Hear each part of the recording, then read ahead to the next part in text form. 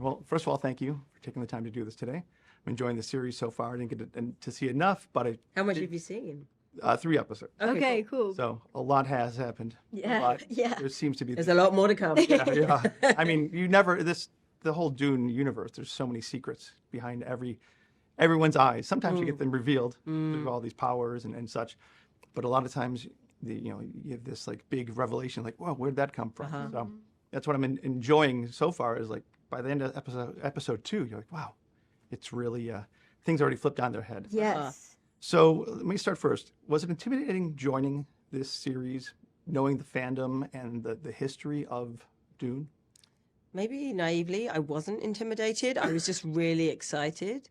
I think part of that being the fact that my character, and I think yours as well, are new characters. So we didn't have like the weight of other, like that character existing before and what that means. So like I had a bit of freedom to kind of create a character that was brand new, that obviously is like based in Dune. Like there were things about these characters that Dune fans will know, but it's kind of like a brand new thing. So it just felt really exciting to be able to create a new character that would now exist in the Dune universe. I think I was the other way around. I think I was at first intimidated, and then when I spoke to like Alison and read the scripts, I kind of just trusted the script so much. And also, it's already got a fan base, like the Dune universe, who are like rooting for us to do well, and they're excited about the show. So I think initially I was intimidated, but I've like come to realize, everyone wants us to do well and everyone wants to like the show, and the scripts are just amazing, and the sets and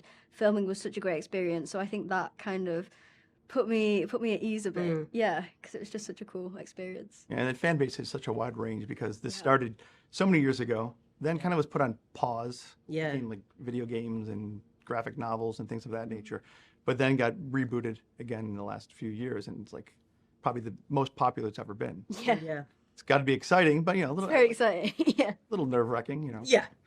So what was it that intrigued you most about your characters?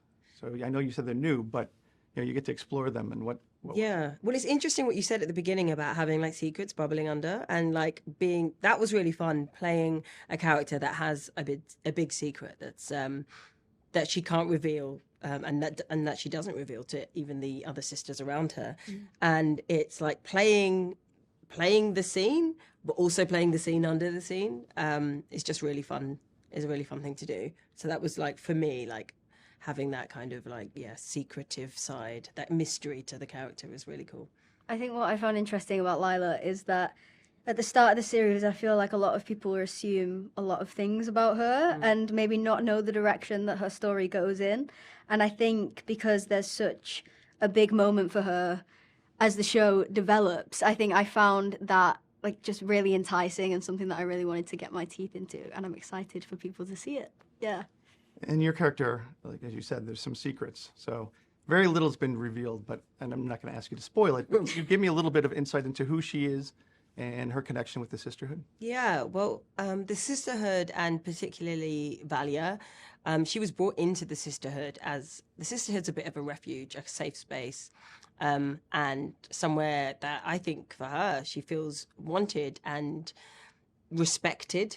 And so I think that's a big part of it, is being here, is proving to Valia that the decision to bring him into the Sisterhood was the right one, and that she's going to like do the best. And I think that's partly comes with her kind of competitiveness, but I think also she has a kind of confidence that she knows she can do this, and that actually she's created for even more in her mind. But the fact that Valia brought her in, and it feels like almost saved her, I think, is a big part of why she's kind of, her allegiance is with Valia. And your character has this pretty peaceful life at first, and then by episode 2, it all goes to hell. You're drugged, and you're in this nightmare world. What was it like shooting that scene? And were the producers, did they take it easy on you, or did they really, you look terrified? I mean, I just found it so fun to film. I feel like it's very easy to kind of get wrapped up in the severity of the scene.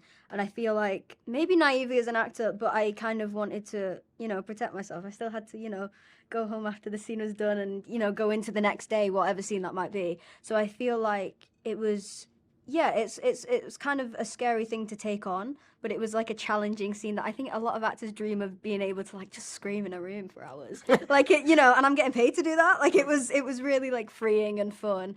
And I think also like on the side of like this is probably the most terrifying experience of Lila's life. I think there were parts in that where, it was a challenge to get to those places in like what felt like a safe way for myself. But I think those are like really valuable challenges to be able to, do so early on in my career. Like it's a really cool part to play. So I think ultimately I was just, even though I knew it was going to be a challenging few days, I was just excited. And, John directed that episode and he was just brilliant to work with. So, When you first step on set for that, are you already like at level 10 or did you kind of have to work your way up? Because like I said, you look absolutely terrifying. I mean, I think it was kind of more experimenting on the day with what worked. Like, I mean, with a scene like that, you can't really do too much. So it's like I had the license to kind of go as full out as I possibly could.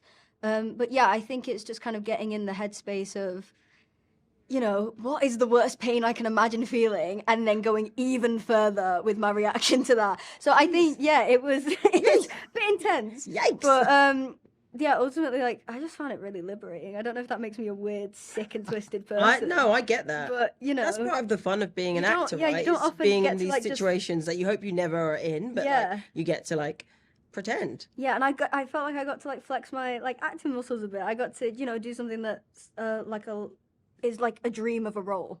So yeah, it felt really cool. Well, you nailed it. So thank you so much. I really appreciate that. up to this point, well, first season, what's been the most rewarding challenge that you've taken on? Rewarding for me has been working so closely with Emily. I get to do a lot with her. I like to think of my character and me as the Robin to her Batman. And just like watching her be brilliant, how she, not only her acting, but how she kind of like leads a company and how she like handles a room was just, it was a masterclass. And I felt very privileged to be able to see that brilliance up close. Sorry, what was the question again? What was your most rewarding challenge? Most rewarding challenge. Oh my god. Yeah, I sort of went off. No, I think No, that you was answered great. it very well. Okay, fine.